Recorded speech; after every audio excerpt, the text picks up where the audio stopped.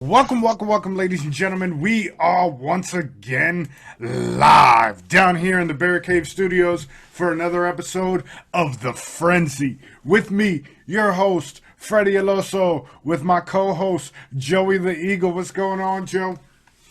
What up, Fred? Been a while. It's been a minute. It's been about a week since our last episode. Fred, it's actually been 2 weeks because 2 weeks? that's Tuesday. Yes, 2 weeks now. We're sorry for the long delay. It's been on my end, scheduling wise, but we're back. Football season is around the corner. You know, we got the fresh threads ready for the season. That's a new hat? No, it's not a new hat. But Oh, I just figure it's fresh. Got the NFL logo ready to go, man. listen, What- let it be known I came very comfortable to this session with just my hoodie on and some basketball shorts, and you decided that you had to put your Bills jersey on. I felt like you were testing my manhood. So I went and got mine. I wasn't testing it, man. I'm just pumped for this season. We had our fantasy draft last week against the Yeah, That's a Fact podcast. Tell us what your thoughts of that were, Joe. I don't think they understood the concept. And that's me putting it friendly because I like them. You ready for this season? You talking about fantasy-wise or just Fantasy regular? wise. I mean, yeah, that's one draft. All right, so I got one draft down, 2 or 3 more to go. Mhm. I'm going to attempt the feat of doing 2 drafts at the same time, which I told you I wasn't going to do. Yeah. But I'm the only one in one of my drafts that can't make it for Monday at 7:15. So I'm going to bite the bullet. Although I will say one of them's money league, one of them isn't. So needless to say, you know which one I'm going to be Which paying one are you attention. gonna pick? Now, how many leagues is too many for you? Uh, I felt, you see, I only did more than 2. Last year I did 4. I just felt like I should have paced myself. Yeah. Maybe 3. 4 was a little strong. Yeah, But I now that gotta I'm agree used with to you. it, I think I could do comfortably 4 or 5. Yeah, I've done 4 before. 3 of them have been money. One's just for fun at the house. But it gets tough trying to balance every single team Yeah, come that Sunday morning. you know where I messed up last year? I'm gonna give myself a little credit. I actually had to do 2 draft this year. One starts at 7:15, one starts at 8. Mhm. So I'm gonna have the comfort of being able to make the first few picks fully locked in. You know what I'm saying? Right. Last year they both started at the same time, Oh, and that I don't know sucks. how the hell this happened. But dude, every time I was on the clock for one league, as soon as that pick was in, I was just getting on the clock for the other league. So there was damn. You had no time. no, it sounded cool, but there Yeah. was no mental break. Like I was sitting there, my mind was going a mile a minute. I was thinking one player was available in one league, but it was in the other league. I thought I had 2 quarterbacks in one league, but I had just taken one quarterback in each league. I was a mess. So I could do 4 or 5. I just can't do Drafts all on one night. drafts at the same time. Yeah, man, Gotcha. I just can't do it. But Yeah. in the draft that we just did, I feel very confident about my team, Fred. Yes, me too, man. We did bring on one of our boys who's been on the show once before, Yeah. Doesn't Robbie mean I'm V. gonna take it easy on him. Yep. We're coming for blood, as they say. They said we didn't want no smoke, but I believe we're taking all the smoke. Something like that, Fred. Something like that. Something like that, right? We've got NFL coming up next week. I figured we'll announce doing a Thursday nice is- NFL preview show, maybe Wednesday night, so everybody could watch it Thursday. Maybe we'll record it on Tuesday so we can have it out Wednesday, get it out for everybody. Bro, you're Get ready thinking for too the many season. days of the week just now. You got, like, what did you just say? We'll figure it out. We'll figure it out next week. Early in the week, stay tuned. NFL preview show coming to you from the guys here at the Frenzy. I'll be in Canada on the weekend, and I'm leaving Thursday. So just don't do it Thursday. We'll be all right. No. We'll do it early in the week. We'll drop it before Thursday. All right. I'm But cool with that. UFC this weekend. We've got Andrade versus Zhang in the, I think it's 135 for the title there. It's a fight night from Singapore, I believe. Yeah, I think you're right. Yeah. Not a crazy big fight. There's not a huge undercard. We just came off a huge card with DC and Miocic and, Nate Diaz, Anthony Pettis, and, the... How do I put this nicely? The steroid battle? Between... See, I'm not... Okay. See, I'm not gonna that make was any excessive. That was excessive. Over somebody that could put me through a wall just by breathing on me too hard. So you talk your shit. That was excessive. But if you ever meet them in person, I just expect you to keep the same energy. Okay? I'll keep the same energy. Okay. I'll cover my face. Don't worry. Listen, you can cover your face. That ain't gonna help. That ain't gonna help anyways. I will be there with phone in hand, A, to take a video of you getting laid out, and B, I will call 911 to get you an ambulance.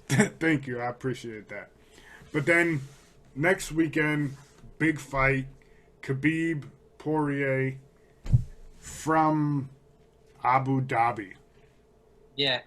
What do you think? How do you think that one's going to play out?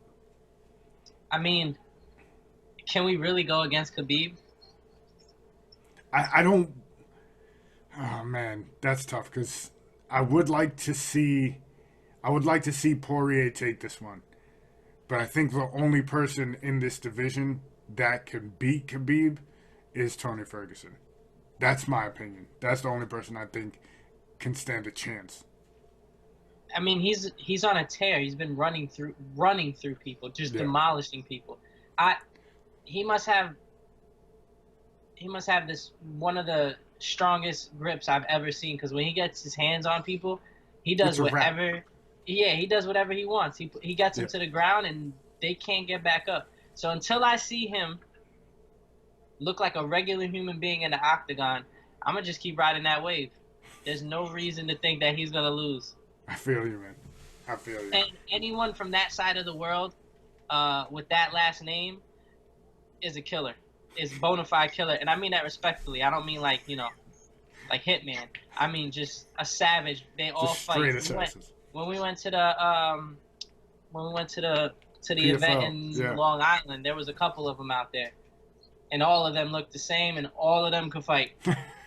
And they all won. They all killed whoever they was fighting, and they probably all cousins. Yeah, 100%. And then this weekend, we got your boy coming back for another fight, trying to get another title. Loma. Yep. How do you think that one's going to play out? I'm pretty sure I can guess how you're going to pick here. I mean, I don't think it's a shock to say that Lomachenko's going to win the fight. He's obviously the heavy favorite. Mm. The dude's, in my estimation, and obviously in a lot of people's, he's pound for pound the best fighter in the world when you take into account the way he's able to move around the ring, the way his first rounds, he goes out there and it's almost like a computer. He sits there and you can tell he's just feeling them out. Okay, this is what he's going to try and come with. And then he just destroys them in the second, third, fourth round. So I'm interested to see. I know he was talking about moving down after this to see if he could set up a fight for another title. So you always have to wonder if maybe he's looking too far ahead into the future and not focusing, on the fight at hand. But I just really don't see him losing. Yeah, I agree with you, man. He's one of those fighters, man, that until I see him lose, you just gotta ride that wave, dude. He's a beast, man. It's true.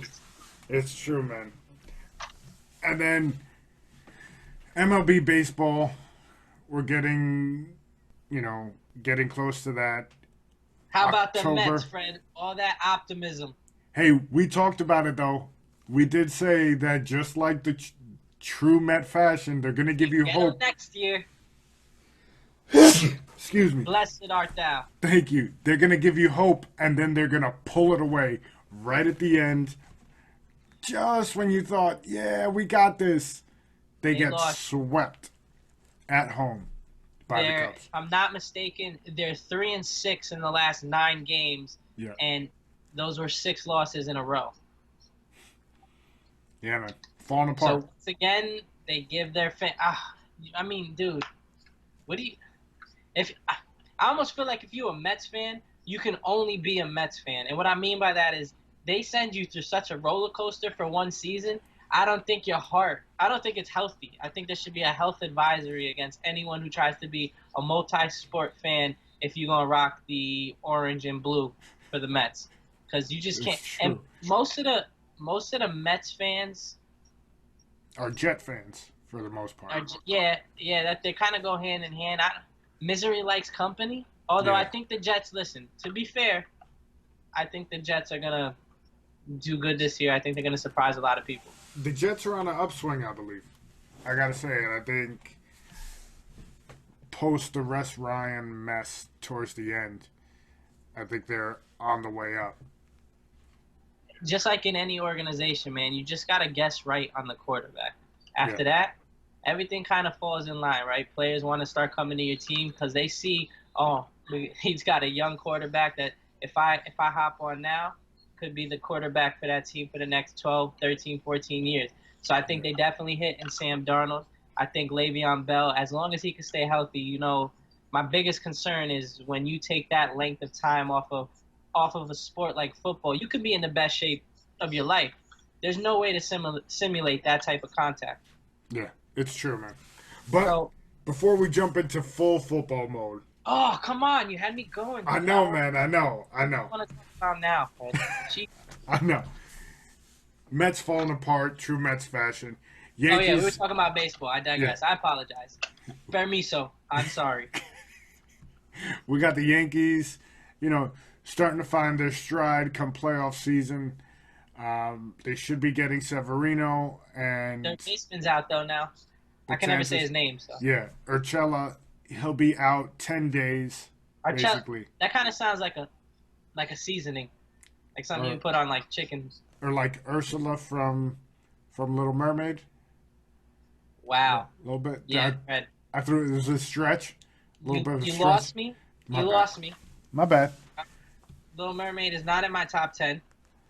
We can have that discussion for another day, but Little Mermaid does not make the cut. It doesn't make the cut, but I'm just saying the name reference, Lion King all day. Just real quick, could you imagine because now they're doing all these cartoons realistic? Yeah. Right? That'd be a freaky ass Little Mermaid. It's supposed to be coming. They're doing it. Really? It's in the works. See, I think that's more of a horror film. It was like a big uproar a few months back about how they're casting the Little Mermaid to be African American. She's a dark-skinned Little Mermaid. And why is that a problem? I don't know. It was just like an uproar. People were talking shit about it. It doesn't make any sense. It's a fucking cartoon. Like, who gives a shit? You know what I mean? There's people out there that get sensitive. It's true. There's a lot of sensitive Nancys out there. Yeah, all right. This Little Mermaid issue. Off the Little Mermaid issue. Yanks are finding their stride. Severino's coming back. Betances is coming back. Herman's looking great. The pieces are falling in the right spot. If they can get healthy and that bullpen can stay somewhat decent as they have been, Tanaka's pitching playoff Tanaka wise. CC still coming off that injury, he's trying to find himself, trying to lengthen himself out. But if they can pull it together, I think they'll give the Astros a good run for their money come playoff time. And you just hit on exactly what I was gonna say, dude. Listen, I'm a Yankees fan. I want to see them win again. That Astros starting rotation to go along with the offense that they possess is... Listen, I want the Yankees to win, but if I had to put my money where my mouth is, I might have to lay it on those Astros, man. I mean, they've got They've got everything. The only thing that I could see the Yankees really having the upper hand on is obviously the bullpen. But with that Right. being said, you have to actually get to their bullpen. If Yeah. you have starters that are going 7, 8, maybe a complete game, and pitching 1-run, 2-run baseball, it's going to be interesting. I do think the fact that the Yankees are constructed a little differently than they were last year does help them. Right. I know they have hit a lot of home runs. I mean, you look at teams like the Twins, they're saying the balls are juiced. Are they juiced? Probably. If you look at the home run Yeah. numbers, I wouldn't doubt it. But my point being, you have certain players on the Yankees now that can put the ball in play, and they can play a little bit of small ball. Because on these pitchers, when you have three aces like the Astros have, they know that you're out there trying to hit home runs, and great pitchers are able to mitigate that. But if you have hitters along the lineup like a DJ LeMahieu who can actually just make contact, work the counts, I think it'll be big for them come postseason time. Yeah. I agree. They can play a lot more small ball now, as opposed to previous years. But college football started last week Yeah, on Saturday. Our boys played. It was a little rough around the edges. The disparity between. Don't you put it nicely, Fred. I I'm don't wanna trying hear to, nothing. man. It's our boys at the U. Bro, listen to me. Listen to me. We were clamoring to get a quarterback that could actually play. You know what I learned after the first game? What did you learn after the Unless first you game? got Jesus and all the apostles ready to play quarterback, it don't matter if you can't block. Yeah, it's true. Well, that's what happens when you start two true freshmen at tackle Not against to mention, monsters. listen, not to Mama mention, monsters on that offensive line. wait, but one of the Defensive line. tackles we started came in as an athlete. He wasn't even He wasn't a, even a true tackle. It's true. a true tackle. So that's throwing that poor kid out to the Sharks. You're going against one of the best D lines, in all of college football. I will say this: it was a really sloppy first game on both ends. There was plays where I was like, "What? This is just terrible football." It's true. But overall, I mean, they were in it till the end. They had a couple. I think, like I was telling you, that fake punt that led to the 65-yard kind of was like a screen Screen pass. pass. Yeah. Yeah, I mean that really killed them. That was not easy to stomach or watch.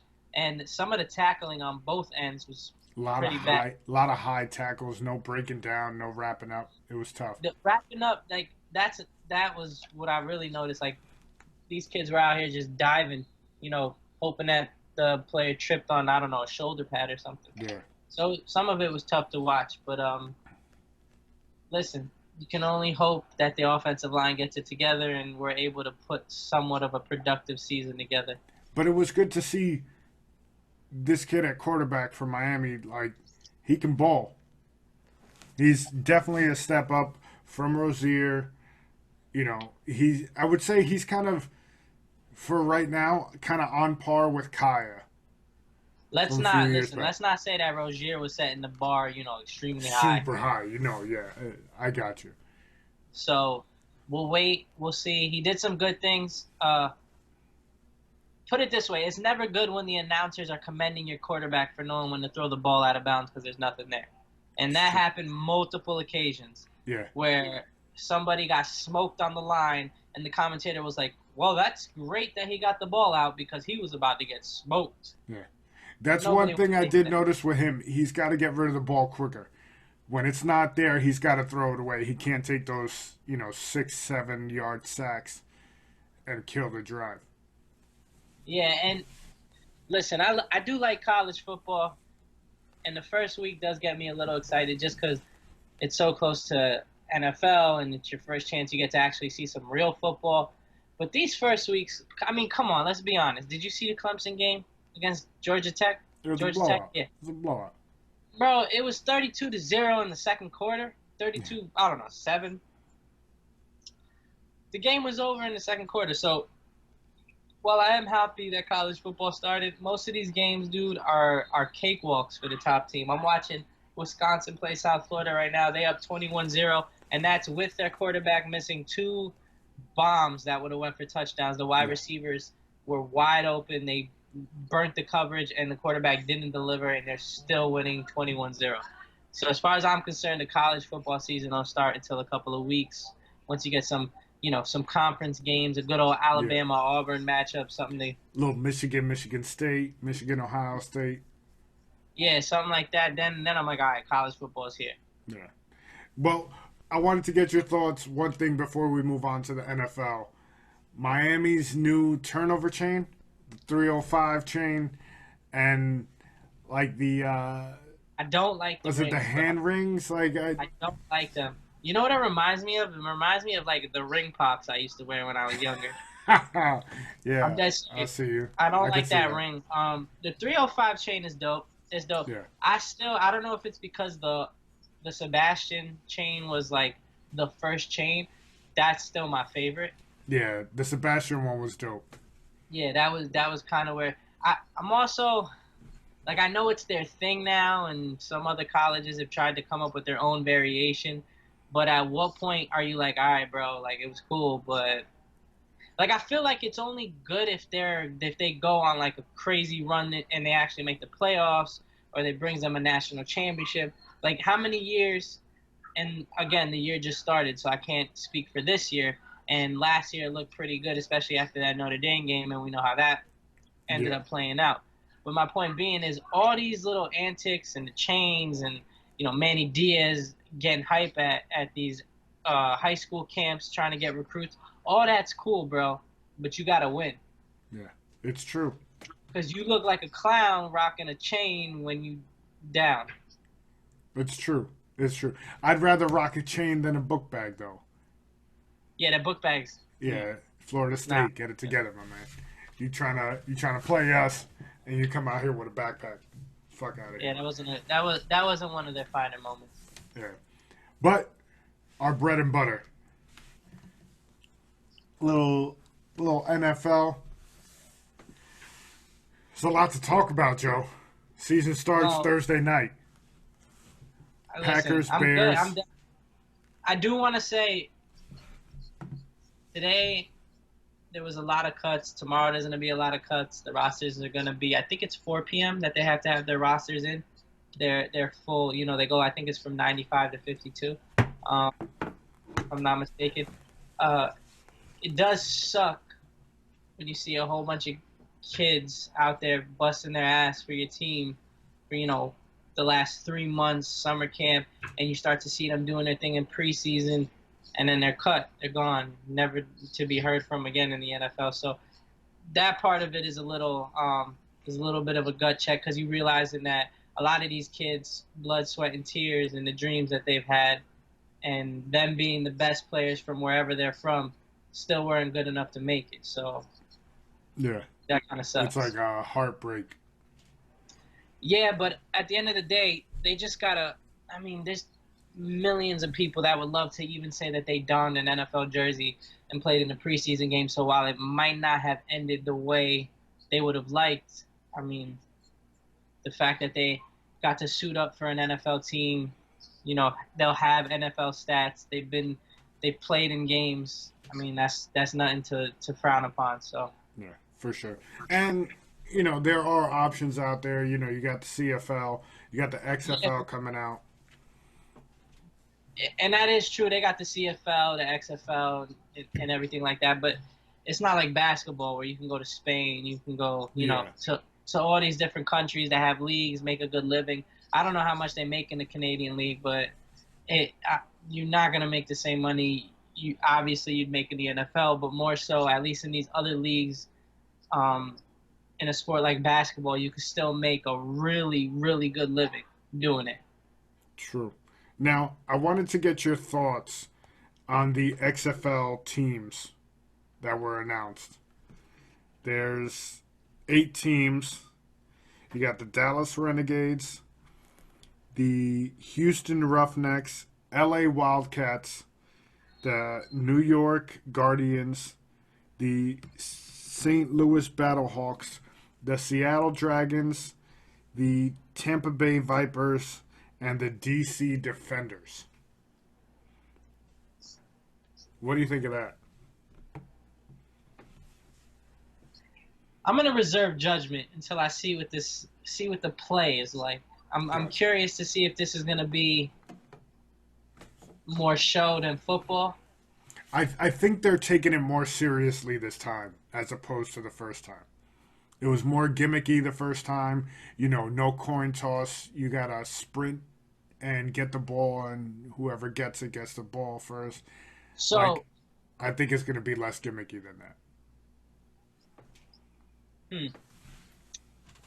in my opinion, I feel like that most football fans in this country, anyway, are really bougie.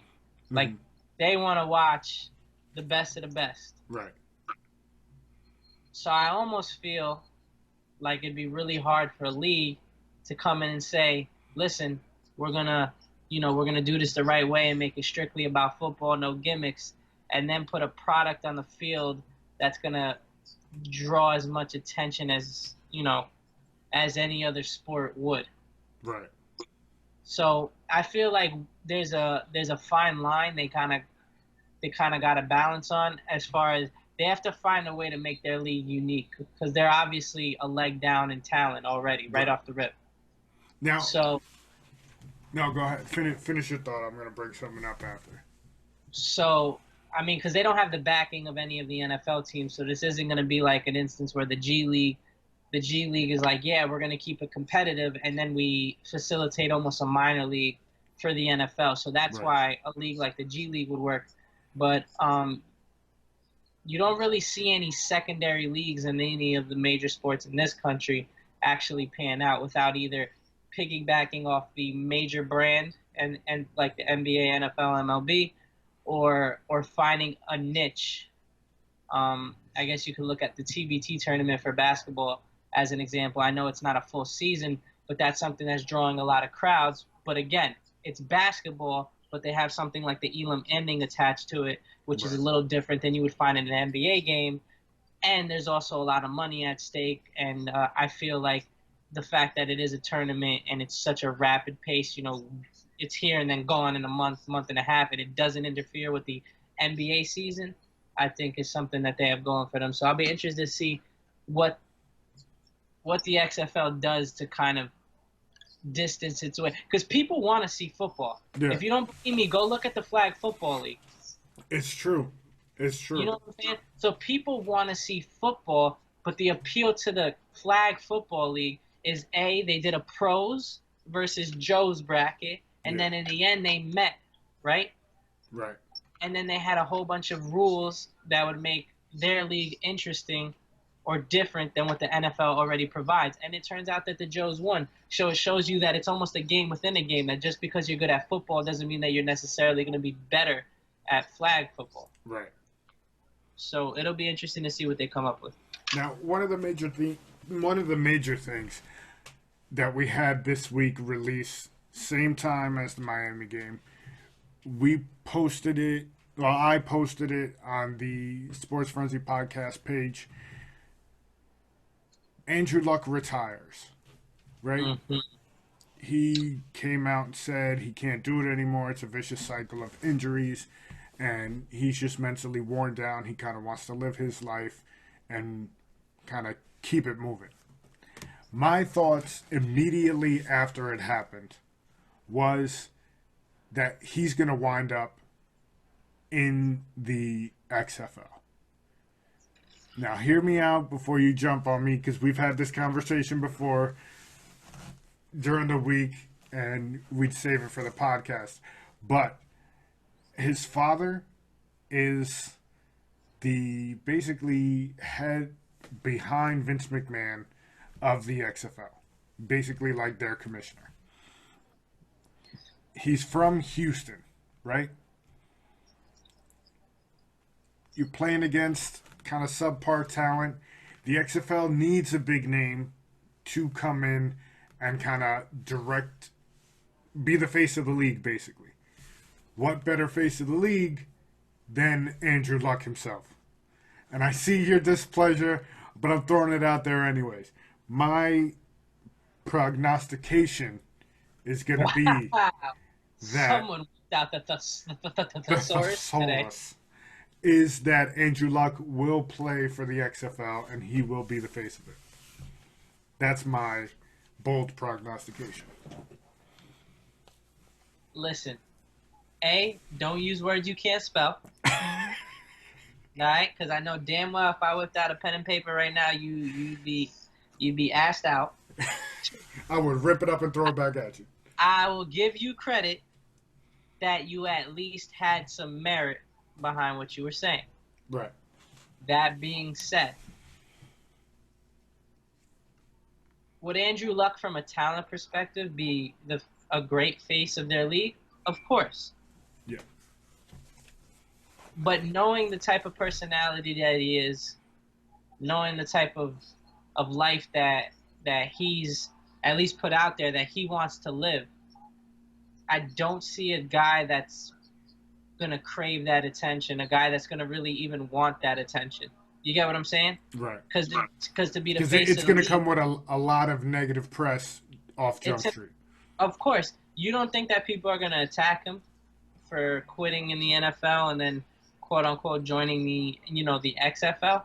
I can't see it happening. I could see him playing a role in the league, but for him to actually suit up and play, I feel like, at least the vibe I get from him is that he's super competitive. Like he wants to play football, right? So if I'm him and I know talent-wise I'm one of the best in the NFL, then I'm only going to come back to that. I'm not going to settle for a league that's with lesser talent. And then in the back of my head, I'm going to say, okay, every player in this league wants to make a name for themselves, right? What better way to make a name for themselves than lighting up Andrew Luck, than just cold clocking him? It's true.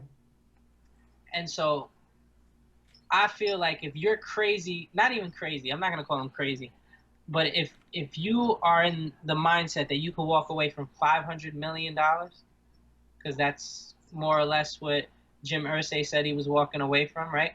If you're willing to walk away from $500 million, I really don't see anything that the XFL has to offer you that's going to really make you change your mind.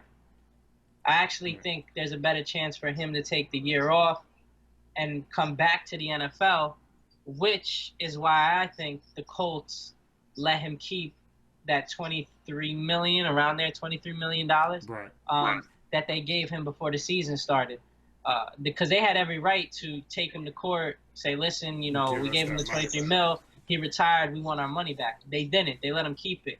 I think they let him keep it because they're hoping that fire starts to burn in about a year, maybe a year and a half. All of a sudden he's healthy, wants to get back out there.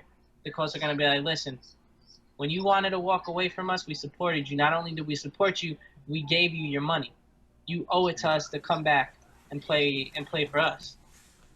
So, like I said, I think he can be involved in the league, but him picking up a football and actually playing in it, I can't see it happening. Listen, if it does happen, I will be the first person to come on here and congratulate you for your prognostication.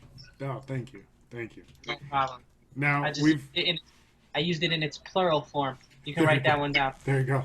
I'm gonna write it. I'm gonna jot it down over here in the notes. Now we've got some trade talks going on out there.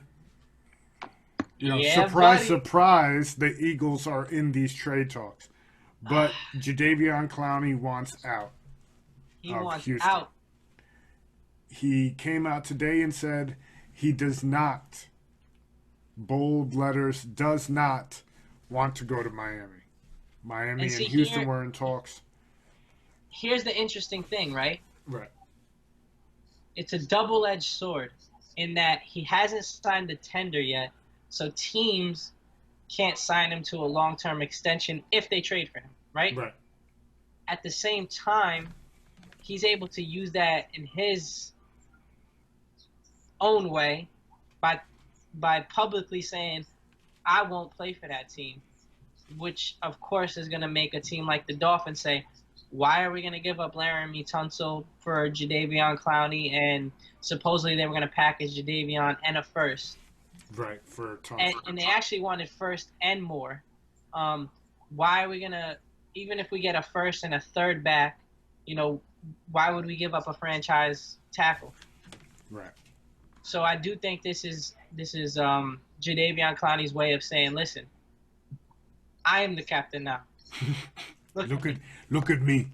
We're going to two teams, and the two teams he listed were the Seahawks Yeah. and the Eagles. Supposedly the Jets are in it too. I could see that because if I'm not mistaken, they were in on Frank Clark before There were. he got moved over to Kansas City. Mm-hmm. And they could definitely use a pass rusher. That Yeah. being said, he also wants to play for a contending team. You look at a team like the Seahawks and the Eagles, they both are teams that you could comfortably say will be there in some form or fashion. Um, I'll take them. Hear me out, right? Here's the thing. Right. I think that we can give them, and by we I mean the Eagles, can give them the best package because we have, for example, their running back Lamar Miller out for the season. Mm-hmm. Obviously they have Duke Johnson. He's from the U, but they don't really see him, I guess, as an every down back, more of a change of pace back. Right. So they might be looking for a running back. We have a plethora of running backs.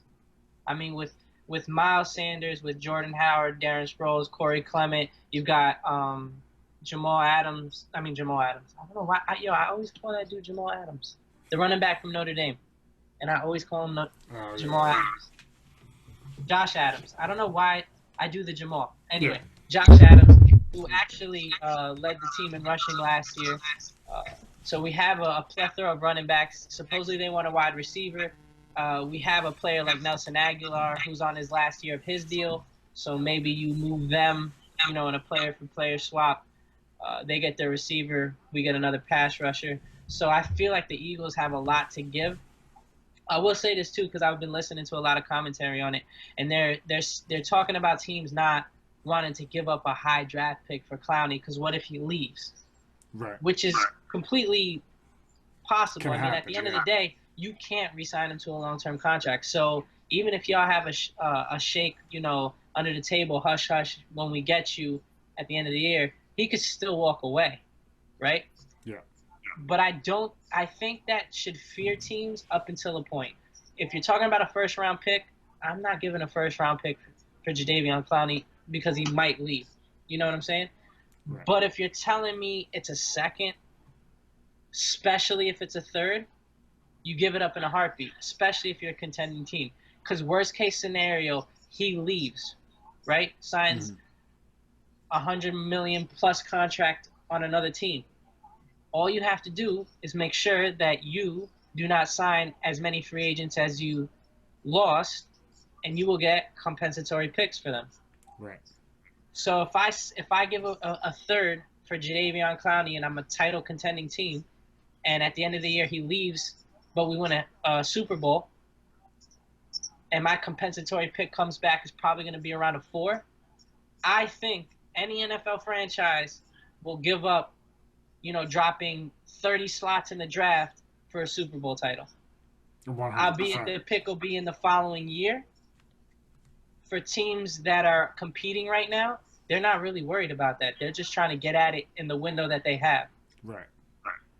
So to just answer a lot of the people that have been saying, you got to be careful what you trade for. I agree, but up until a point, man, you got to be able to take a flyer on someone that talented. Yeah. The dude's a monster. He's been coming into his own down there in Houston, especially with J.J. Watt out. What actually bothers me more than anything is just his injury history. Right. But again, that's also, something you can bring to the table and say, listen, he has an injury history. We don't know if he's going to leave us after a year. So we're only going to give you X, Y, and Z. It's the reason why they're not going to get – he's not a Khalil Mack. He's not in that category of Aaron Donald. He's not going to completely change your defense, yeah. Yeah, he's yet to break double-digit sacks in his career. But I believe put in the right system where he can just pin his ears back and not being a 3-4, he's gonna be a double. He's gonna be a double sack, person immediately. You just got to have a strong locker room too, because there's been reports ever since he was at South Carolina. Does he quote unquote really love to play the game? So you got to make sure that like when he you bring takes him in, plays off that and he's stuff head like on straight. Yeah. Now, in other news, you got the two big running backs that have been out all off season with Ezekiel Elliott and Melvin Gordon. Now, these two have been sitting out. Reports are coming out that Zeke may sit out at least until week 6. Bro, I got him on fantasy. We can't be doing that. And Melvin Gordon, talks are he may be ready for week 1. He may turn it around. But all that's still up in the air because still no one's saying anything. What do you think the final outcome is going to be? Do these guys play at all this season? Do they play abbreviated time? Or are we seeing them week 1 with their teams? So if you were to ask me who I think is going to show up first, I think it's Zeke. Right. Couple of reasons. I think Jerry Jones isn't, he isn't going to let one of his best players, if not his best player, chill on the sidelines, while he thinks he has a team that could very well compete and win the NFC East. I just don't see him doing that. Right. I also feel that Zeke is going to show up prior to, because there's 2 years left on his deal, not the 1 year that Melvin Gordon has left on his deal. Right. There also have been reports that Zeke has at least been given an offer. Supposedly it was right underneath what Gurley got. With Melvin Gordon, you haven't heard anything. Yeah, it's been super hush. So I feel that the gap between where Zeke needs to be to get on the field and where Melvin needs to be to get on the field is significantly closer in Elliott's case than it is in Gordon's case. Right. You also have to take a look at the team dynamic, right? Dallas is built, as much as, getting Amari Cooper was big for them. Prescott playing, really clutch, as far as he might not be the most talented quarterback in the division, but when push comes to shove, he shows up. He does play well in big games. He does show up when they were in the playoffs last year. So you can't take that away from him. But make no mistake about it, that team is built for Zeke. That offensive line is built to run the ball. You look at the Chargers, and it's a little bit different. They have Phillip Rivers, who I feel like gets slept on a lot when they talk about elite quarterbacks, because he does get into these games where he becomes a little bit turnover prone. But you want to talk about somebody that when he's on, bro, he can light it up. And he's getting everybody involved. Not just one guy. He's airing it out to everybody. So he's got Keenan Allen. He's got Mike Williams. Eckler is not the back that Gordon is, but he is a very good receiving back. They've got Hunter Henry, who's coming back off his injury. Yeah. So I feel like the Chargers have a lot more to work with, and can kind of dig their, line in the sand and say, bro, this is where we're at.